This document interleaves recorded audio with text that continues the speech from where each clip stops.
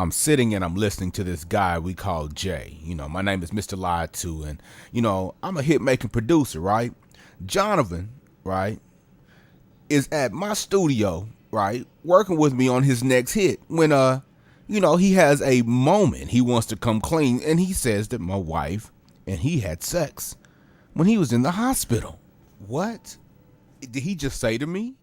That's what I thought he said. He said that he had, yes, the sex word with my wife. I said, oh no. I had to go pick up the Glock because, see, when I heard about him being in the hospital, it was because he had anxiety issues. Yeah.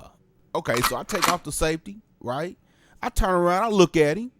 I say, Jonathan, what does this have to do with my son, DeMarcus? Jay held up his hands, asked me not to overreact, and asked me to keep listening to his story. Act 2. Let's do this the right way. Come on. After having sex with Jay, Asia then leaves the hospital room without saying one word to him. That's what he said. He said he laid in the bed lifelessly as, much as he wanted her to go, he wanted her to stay, and that she knew she owned him. She owned the record label. She controlled his deal, and he just had to keep his head up. He had too much to stay strong for, so he had too much to lose, and he had too much to live for. A number one song on the radio, and now this crazy mess. He said something or somebody had to change, and that's when the nurse came back in his room. We should be able to get these restraints off of you soon.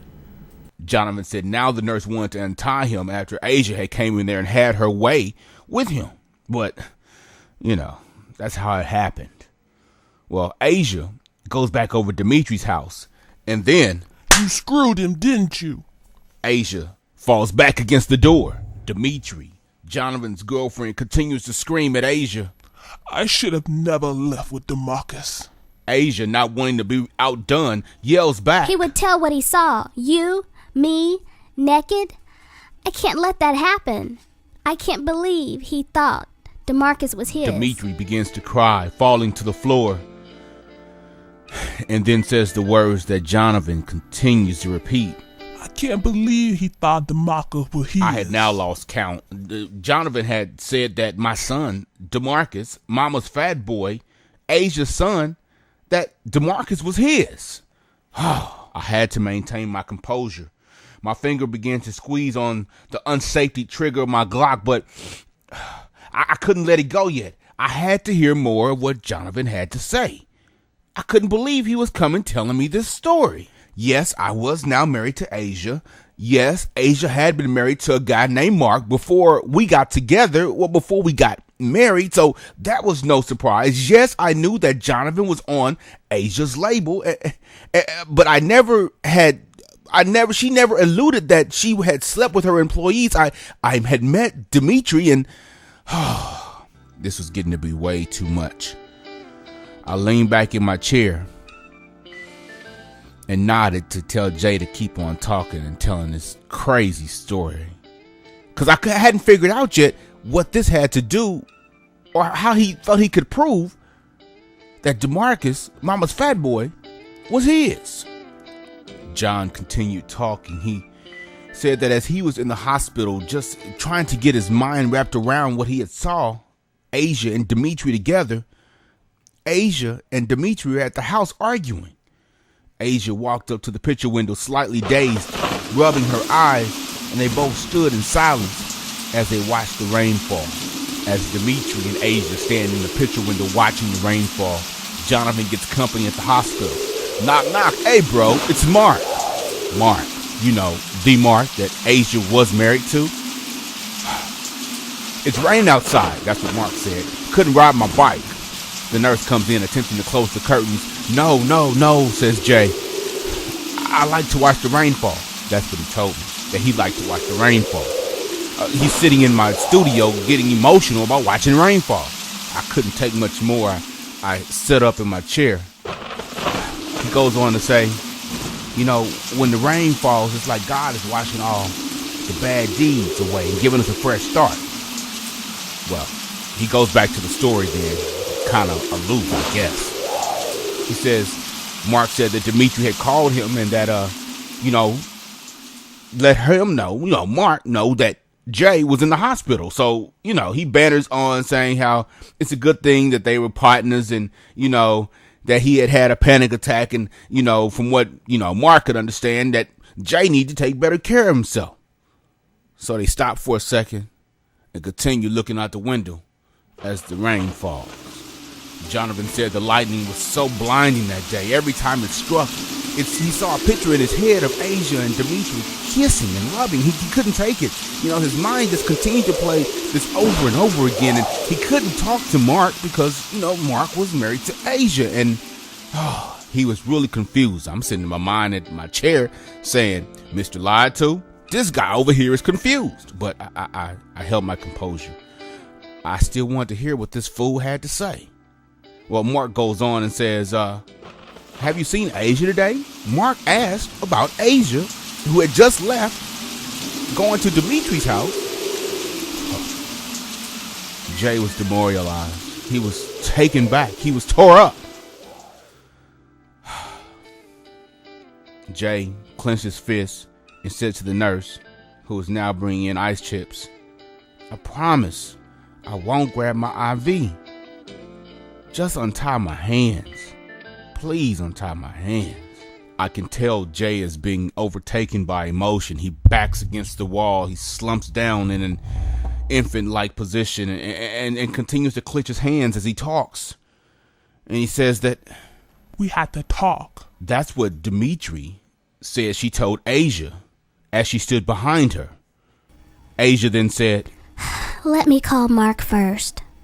Jonathan reminds me that Mark is at the hospital with him, right? So Asia, responds and starts straightening her skirt. She puts the phone to her ear and states Mark's name. Mark is back at the hospital. Now, it's important to note that I never liked Mark, right? Mr. Lied to and Mark never got along, even when they were married. We never did, mainly because he was such a wimp. Anyway, Mark continues to talk to Jonathan as they're in the hospital, and Asia and Dimitri are at the house.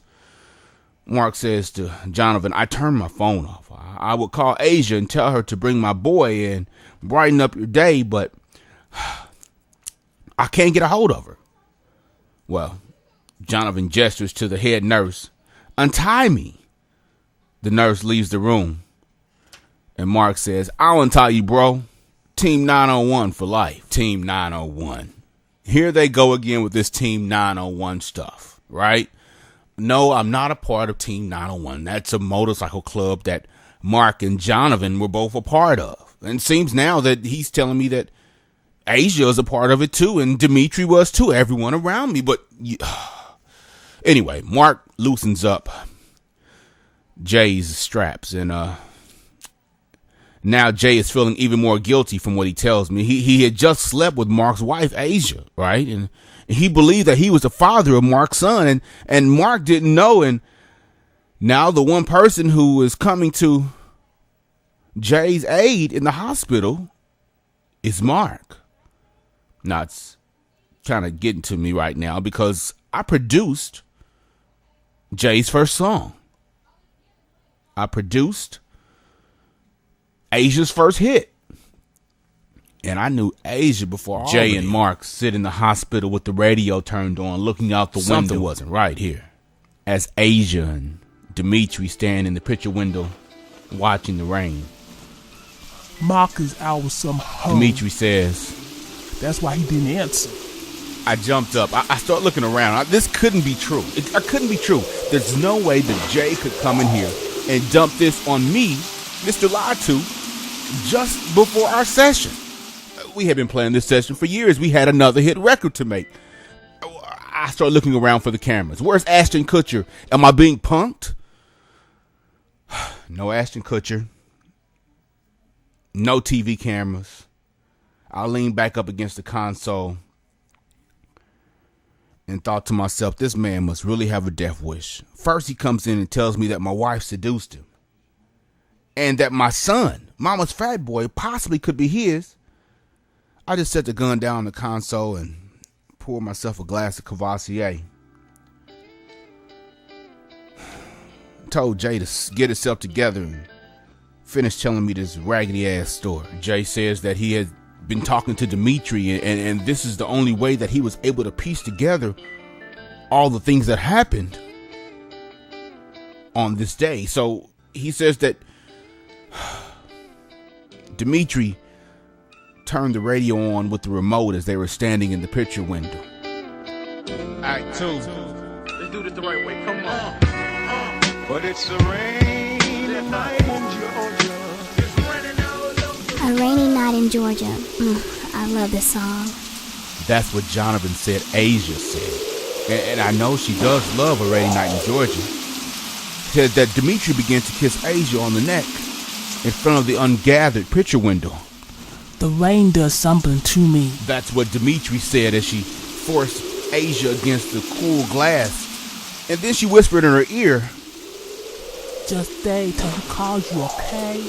that's Dimitri running game on Asia. I could believe that part, that Dimitri trying to run game on Asia. Asia didn't seem to be the sharpest knife in the bunch, but I had to have another drink.